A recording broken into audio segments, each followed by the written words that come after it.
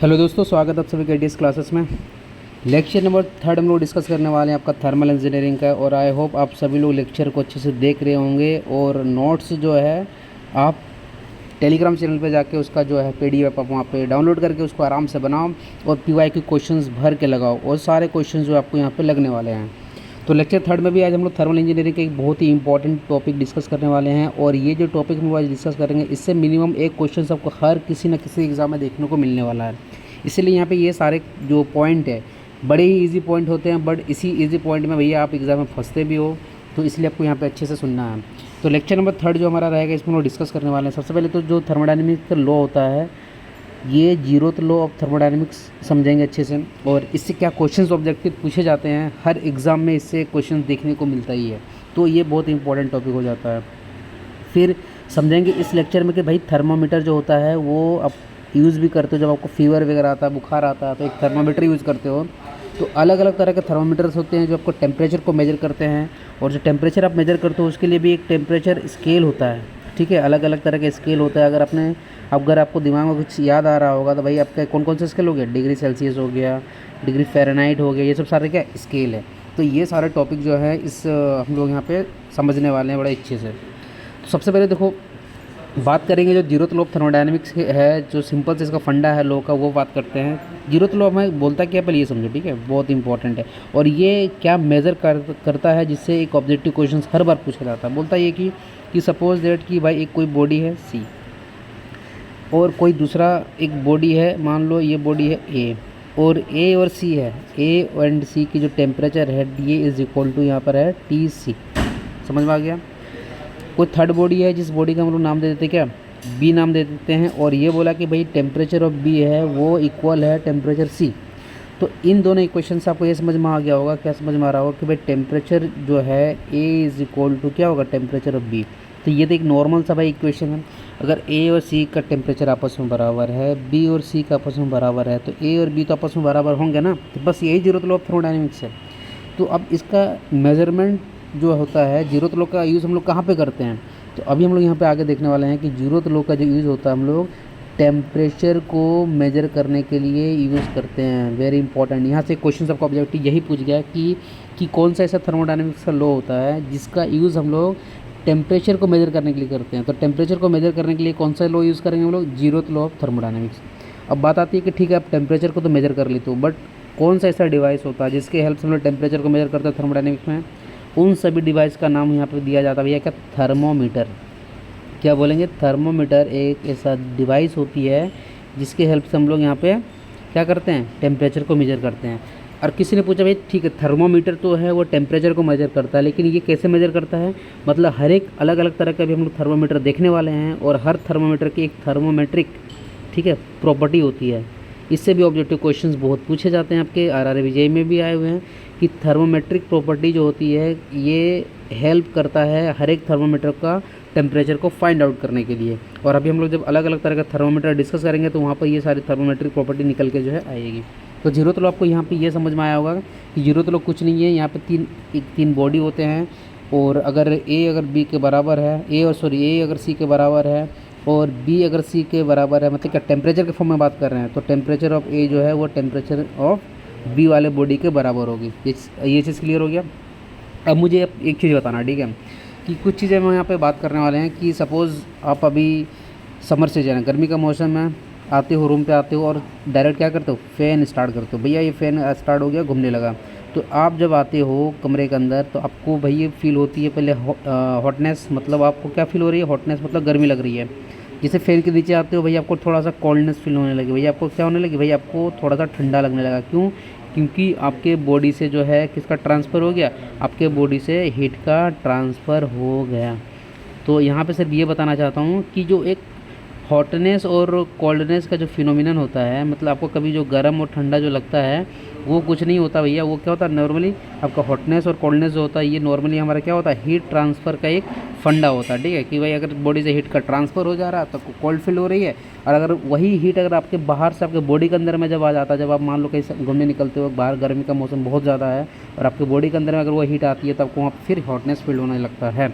तो हॉटनेस और कोल्डनेस जो होता है ये क्या होता है, फीलिंग होता है जो आपके हीट ट्रांसफ़र रेट से एसोसिएट होता है। ये चीज़ आपको यहाँ पर समझ में आ गया होगा। और यहाँ पे मैंने आपको बता दिया कि जीरोथ लॉ अगर पूछेगा कि ये किस लिए हेल्प करता है, तो जीरोथ लॉ हमें हेल्प करता है मेजरमेंट ऑफ टेम्परेचर। और अभी हम लोग वो भी देखने वाले हैं कि अलग अलग टेम्परेचर को मेज़र करने के लिए जो है, टेम्परेचर को मेज़र करने के लिए अलग अलग तरह के क्या है, थर्मामीटर के डिवाइसेस है। तो जीरोथ लॉ क्या मेज़र करके देता है आपको, ये टेम्परेचर को जो है मेज़र करता है। ये चीज़ तो आपको क्लियर हो गया होगा, क्लियर है, ठीक है। फिर हम लोगों ने देखा कि हर एक जो थर्मामीटर होते हैं इसकी अलग अलग थर्मामीटर क्या होती है, प्रॉपर्टीज़ होते हैं। तब हम लोग यहाँ टाइप्स ऑफ थर्मामीटर जो है देखने वाले हैं। यहाँ पे हम लोग देखने वाले हैं टाइप्स ऑफ थर्मामीटर, जो कि बहुत ही इंपॉर्टेंट है मेरा भाई ये वाला टॉपिक आपका, क्योंकि इससे भी कुछ क्वेश्चन आपको यहाँ से देखने को मिलता ही है। तो हमारा नेक्स्ट जो टॉपिक रहेगा ये है टाइप्स ऑफ थर्मामीटर। हम लोग यहाँ पर डिटेल में नहीं जाने वाले हैं, सिर्फ देखेंगे कि भाई अच्छा कौन कौन से थर्मामीटर का टाइप्स होते हैं और उनकी थर्मोमेट्रिक प्रॉपर्टी कौन कौन सी होती है, जिससे आपके ऑब्जेक्टिव क्वेश्चंस बनते हैं। तो फर्स्ट नंबर जो आप लोग हमेशा यूज़ करते हो, HG का मतलब होता है मर्क्यूरी थर्मोमीटर। अब मुझे ये बताना, जब भी आपको फीवर होता है, बुखार होता है, तब ये थर्मोमीटर आप यूज़ करते हो कि नहीं करते हो? बिल्कुल करते हो। इसका सिंपल सा फंडा क्या रहता है भाई, इस तरीके से एक जो है ग्लास रहती है, ठीक है। इसी ग्लास में देखते हो आप बहुत सारे मार्किंग किया हुआ रहता है। मान लो 97 डिग्री फ़ारेनहाइट में ये मार्किंग रहता है, 98 डिग्री फ़ारेनहाइट में मार्किंग है आपका। मान लो सपोज़ यहाँ पे 100 डिग्री फ़ारेनहाइट मार्किंग है, और इसके जो बीच वाला सेंटर वाला जो यहाँ पे है, यहाँ पे क्या भरा हुआ रहता है, यहाँ पे आपका मरकरी भरा हुआ रहता है। क्या है, मरकरी लिक्विड जो है भरा हुआ रहता है। मान लो कि अभी जो मरकरी लिक्विड है ना, अभी यहाँ पर है, बस यहाँ पर ही आपको दिख रहा है, ठीक है। लेकिन जैसे ही मान लो जिस बंदे को बुखार होगा, जिस बंदे को आपको सपोज़ बुखार है, ठीक है, तो आप क्या करो, इस थर्मोमीटर को अपने बॉडी में लगाते हो, आपके बॉडी के कॉन्टैक्ट में आती है। अभी जो ये मरकरी थर्मोमीटर है, ये अभी रूम का टेम्परेचर है। रूम का टेम्परेचर मान लेते हैं कि नॉर्मल टेम्परेचर है, अभी सपोज़ 35 डिग्री सेल्सियस है, ठीक है। और आपको जो बुखार हुआ, मान लो भाई आपकी टेम्परेचर 35 से ज़्यादा है, जैसे ये मरकरी थर्मोमीटर आपके कांटेक्ट में आएगा, क्या होगा, हीट का ट्रांसफ़र होना स्टार्ट हो जाएगा। कहाँ पे, आपके बॉडी से पहले इस ग्लास में जाएगा, फिर इस ग्लास में से इस लिक्विड में जाएगा।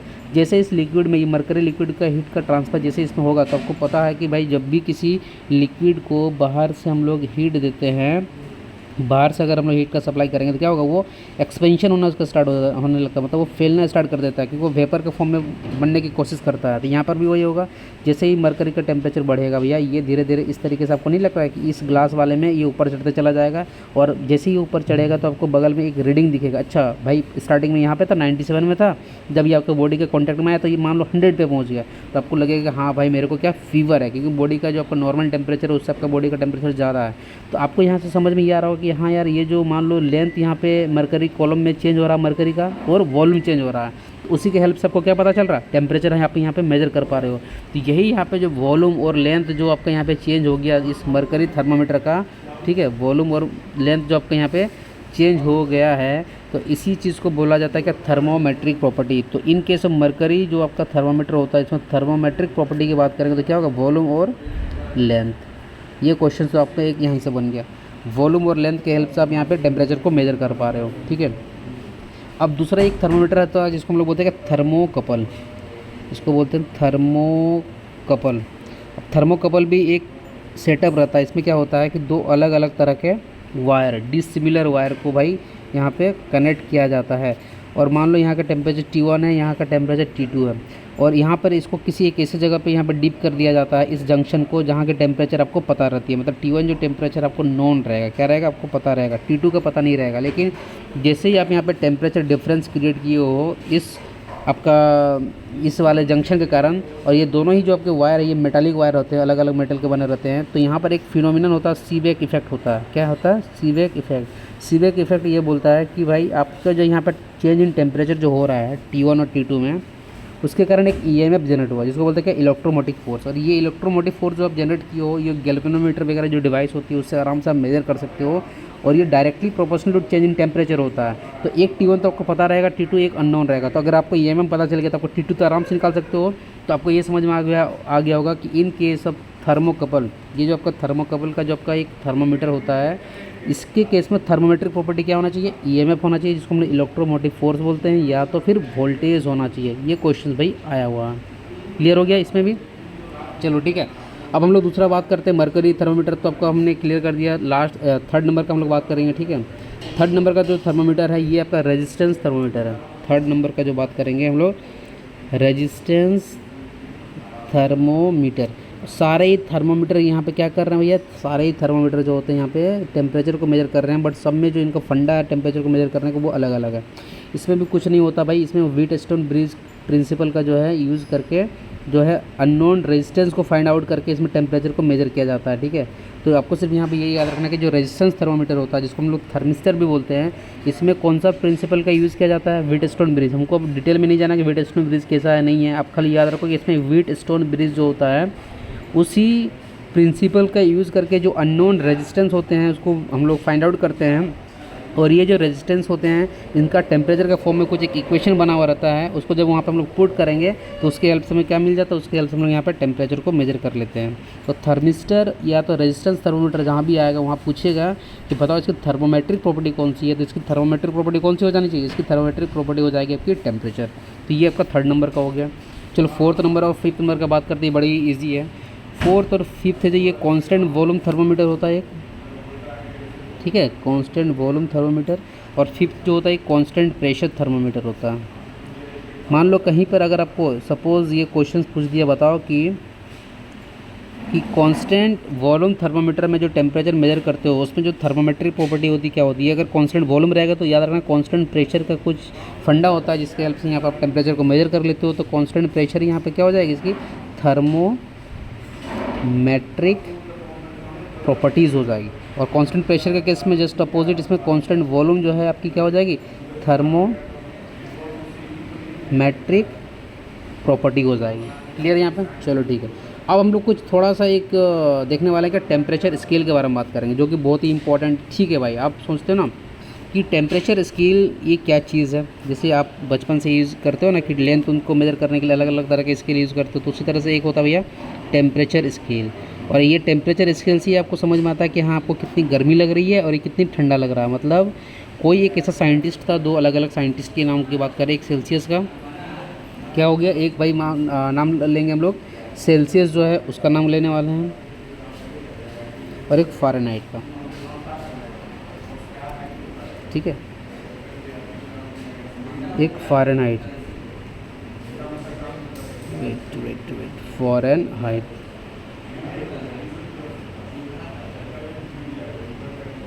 ये दो अलग अलग तरह के स्केल है। अब इनका क्या फंडा था पहले ये समझो, ठीक है। ये टेम्परेचर स्केल है, आपको एक नंबर दे देंगे, मान लो अगर बोल दें 40 डिग्री सेल्सियस, तो आप बोलोगे यार टेम्परेचर जो है ना अभी ज़्यादा है। मान लो कहीं आपको नंबर में दिख गया 0 डिग्री सेल्सियस, तो बोलेगा अरे यार अगर कोई वाटर है ना वो क्या हो गया होगा, फ्रीज़ हो गया होगा, मतलब वो आइस में बन गया होगा। फिर एक अगर आपको नंबर दे दे भाई 100 डिग्री सेल्सियस पे जो है वाटर का कंडीशन, तो आप बोलोगे अरे यार वो तो क्या बॉयल हो रहा होगा, ठीक है।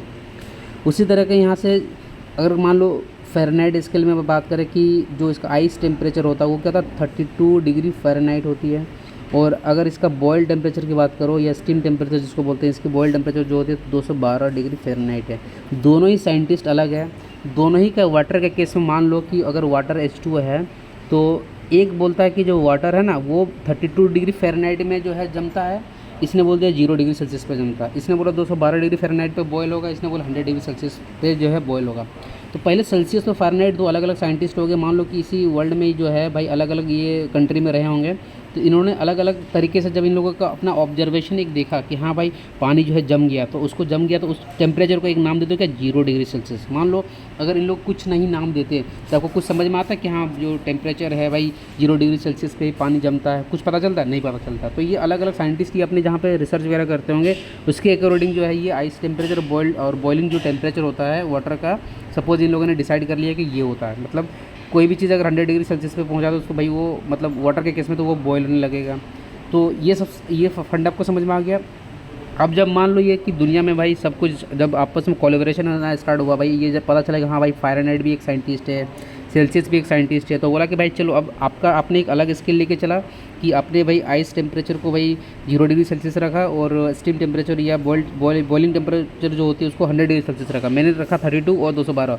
देखिए अब जब दोनों हम लोग साथ में मिलने वाले हैं ताकि दुनिया को कन्फ्यूज़न कुछ नहीं हो, तो उसके लिए कुछ एक कॉमन फंडा तो निकालते हैं कि हाँ कोई मान लो अगर फ़ारेनहाइट में मेजर कर रहा है, सपोज़ कोई सेल्सियस में मेजर कर रहा है, कोई फ़ारेनहाइट में मेजर कर रहा है, तो उनके बीच में कोई रिलेशन होना चाहिए, ठीक है। जिन्होंने रिलेशन बनाना है ठीक है, तो एक रिलेशन बनाते हैं और ये रिलेशन हर एक जितने भी सारे आपके टेम्परेचर के स्केल्स होते हैं, हर जगह ये टेम्परेचर स्केल भी जो है आपके वैलिड होते हैं, ठीक है।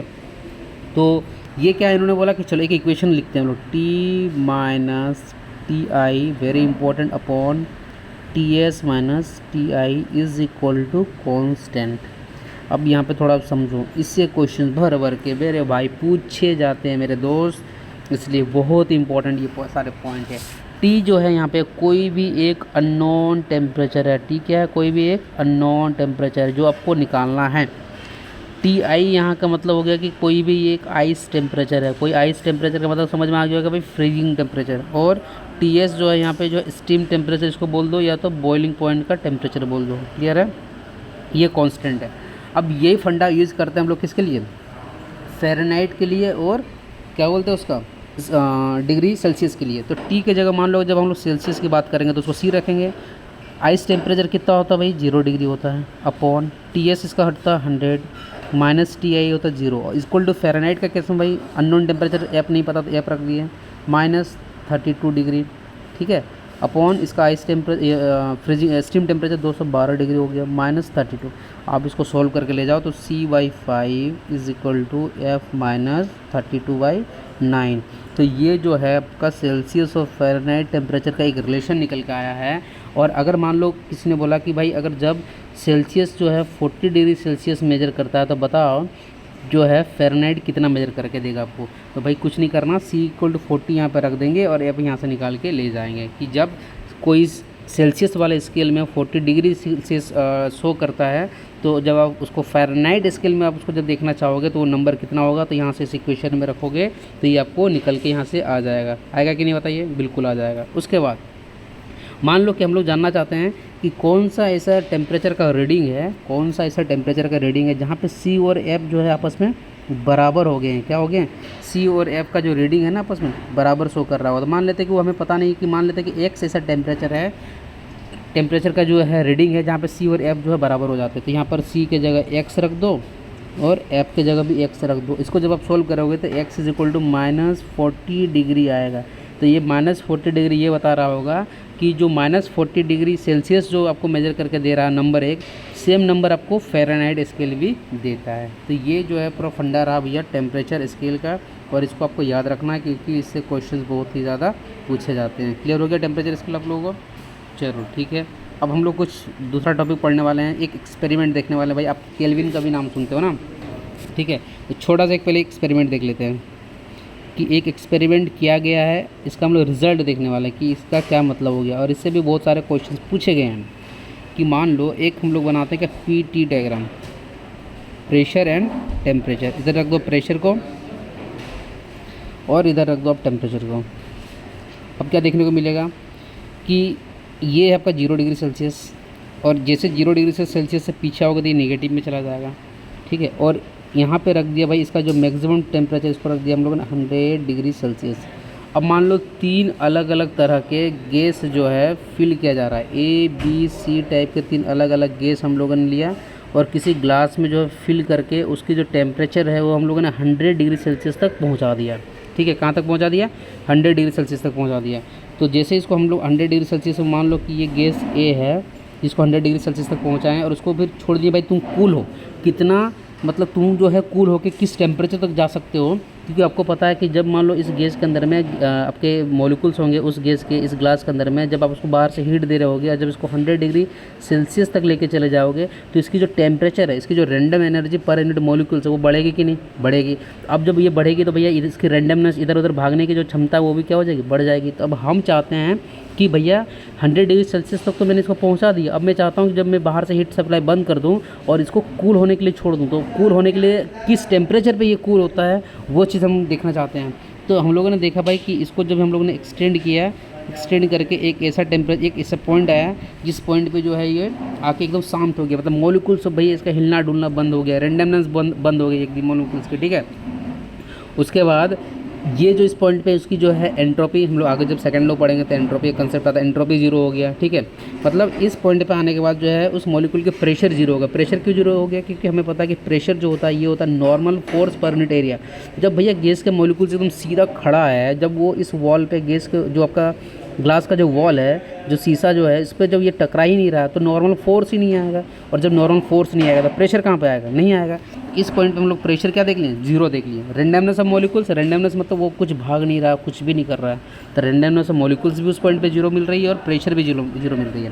तो ये आपका एक कोई गैस जो हम लोग जिसको भरे होंगे किसी ग्लास में, उसका एक एक्सपेरिमेंट हो गया। दूसरा सेम चीज़ हम लोगों ने देखा, तो सेम उसी केस में भैया इसका भी जो है, जब इस तरीके से एक ऑब्जर्वेशन किया गया ना, इसमें भी यही पाया गया कि भाई ये इसको भी 100 डिग्री सेल्सियस तक लेके गए और फिर कूल किए, तो इसका भी जो कूल हो रहा है ना, ये इसी पॉइंट पे हो रहा है। और इस पॉइंट पे क्या हो गया, प्रेशर जीरो। क्यों? क्योंकि मॉलिक्यूल्स की रैंडमनेस ही नहीं है, तो नॉर्मल फोर्स ही नहीं आएगा। ठीक है।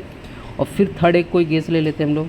थर्ड गैस का भी जो है फंडा वही यहाँ पे देखने को मिला। थर्ड गैस भी भैया, इसको भी जब देखें तो ये गैस भी जो है ना, इसी पॉइंट पे आके भैया क्या हो जा रही है, इसकी रैंडमनेस ऑफ मॉलिक्यूल जीरो हो गई। तो ये कोई एक ऐसा टेम्परेचर आ रहा है कि उस टेम्परेचर से नीचे तो भैया किसी भी गैस या कोई भी सब्सटेंस, कोई भी मॉलिक्यूल, किसी का टेम्परेचर उसके नीचे हो ही नहीं सकता। समझ रहे हो? तो इस टेम्परेचर को जो यहाँ पे नाम है भैया, इस टेम्परेचर का नाम है माइनस, वेरी इंपॉर्टेंट, इसको समझ, -273.15 डिग्री सेल्सियस। मतलब कि किसी भी सब्सटेंस का टेम्परेचर अगर किसी ने बोला कि बताओ कितना मिनिमम हो सकता है, तो आप क्या बोलोगे कि भाई -273.15 डिग्री सेल्सियस से तो कम टेम्परेचर किसी का हो ही नहीं सकता है। मतलब उसके नीचे कोई किसी भी सब्सटेंस का टेम्परेचर नहीं जा सकता है। समझ में आ गया?